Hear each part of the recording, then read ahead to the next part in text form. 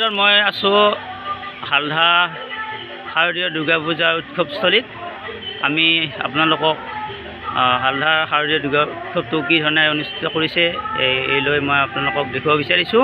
এই আমাৰ মাজত আছে উৎসৱ সমিতিৰ কেইবাগৰাকীও কৰ্মকৰ্তা, বিশেষভাৱে এইবেলি প্ৰতিমা দান কৰা এগৰাকী ব্যক্তি আছে।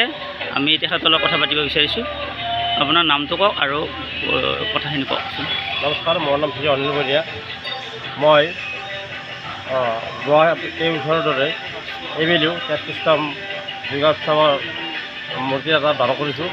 গতিকে সদাশয় ৰাইজৰ লগতে ময়ো আমাৰ দ্বিতীয় উৎসাহ উদ্দীপনা সেইটো বিচাৰি দিছোঁ।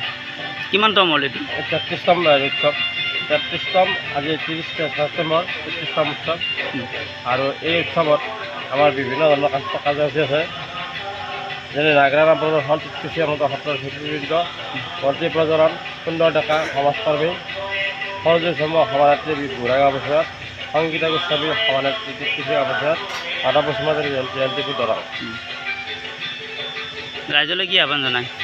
ৰাইজলৈ আহ্বান জনাওঁ যে আমি এটা ভকত আছোঁ। আৰু আজি যোৱা 19 ছেপ্টেম্বৰত জুবিন গাৰ্গৰ মৃত্যু হ'ল। মৃত্যু হোৱাৰ পিছত সমগ্ৰ ভাৰতবৰ্ষ, অসম তথা ভাৰতবৰ্ষই আমি শোকত নিয়মান হৈ আছোঁ।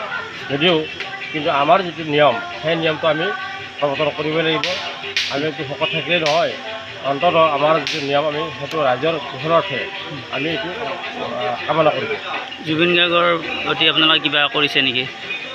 জুবিন গাৰ্গলৈকে আপোনালোকে কিবা শ্ৰদ্ধাঞ্জলি বা আমি শ্ৰদ্ধাঞ্জলি অনুষ্ঠান জ্ঞাপন কৰিছোঁ। লগতে আমি তেওঁৰ স্মৃতিত মাল্যাৰ্পণ কৰিছোঁ।